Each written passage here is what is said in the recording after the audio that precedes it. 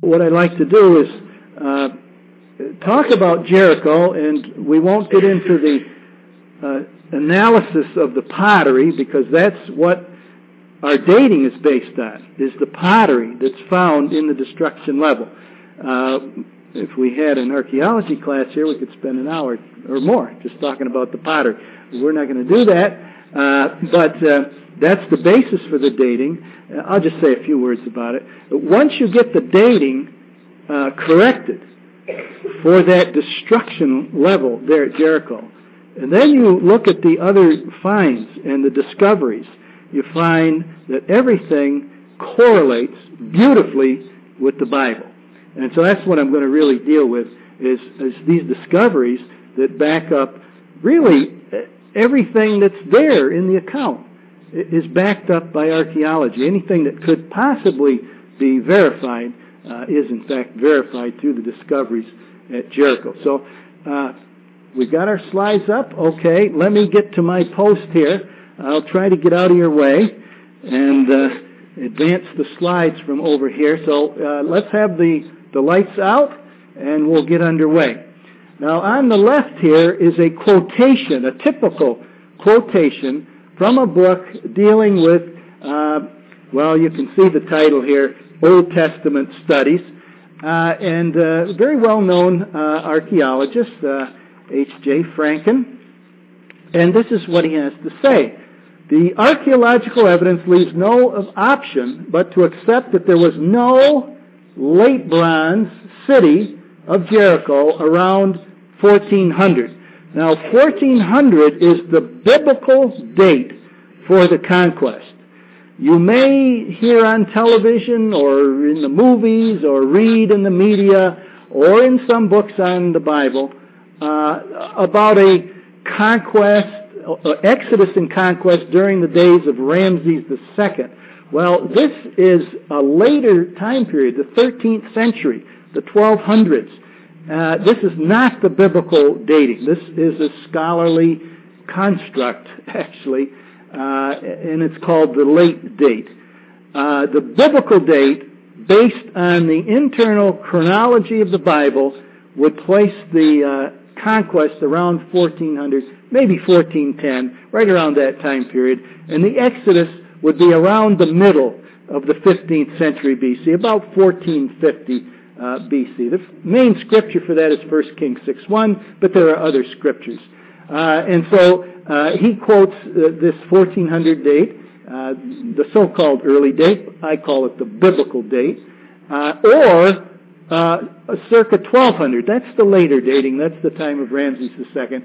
Forget about that one, because that's not the biblical dating. So he's saying there was no, this is a late bronze period, archaeologically speaking, no late bronze city of Jericho at 1400 or even in 1200 on or around Ain es Sultan. That's the Arabic name for the ruin there at Jericho. It simply means the spring of the Sultan. There's a very copious spring there. The huge ruins of the Hyksos city. And this is an earlier time period when there was people called Hyksos, took over Egypt, and eventually fled back to Canaan. And there was a large city there during that time period, the Middle Bronze period. And he's saying the huge ruins of this Middle Bronze city gave rise to the folk tale attached to the hero Joshua. So this is just a typical statement of what scholars have to say about the biblical account of Jericho. It's a folk story, it's a myth, it's a legend, it never really happened. And they say that because of the interpretation of the findings of archaeology at the site. All right, now the map on the right is oriented a little differently than what you're used to. You can see north is to the right. But this is the perspective of the Israelites. As they came into the Promised Land, they had come up through Transjordan here. They were camped here on the plains of Moab at the northern end of the Dead Sea, just on the east side of the Jordan River. And the Bible tells us that they crossed over that Jordan River, and you remember a miracle took place at that time.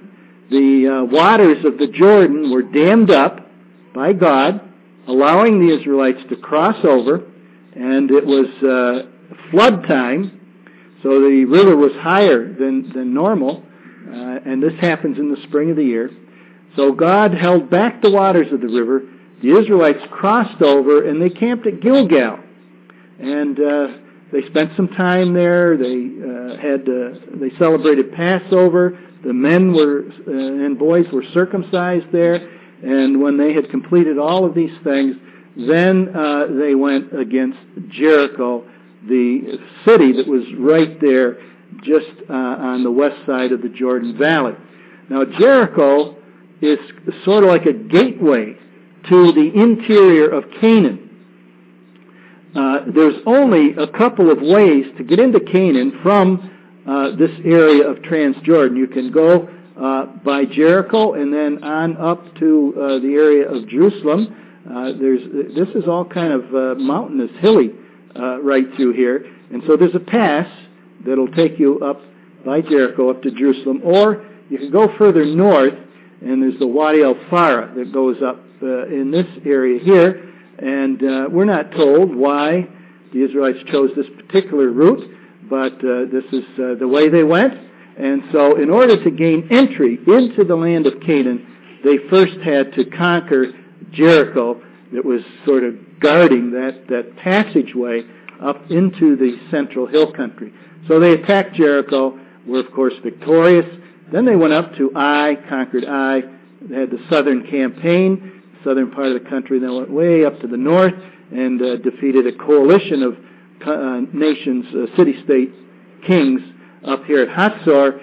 All of that, when we're reading through Joshua, it sounds like it's going bing, bing, bing, bing, and it happened in a month.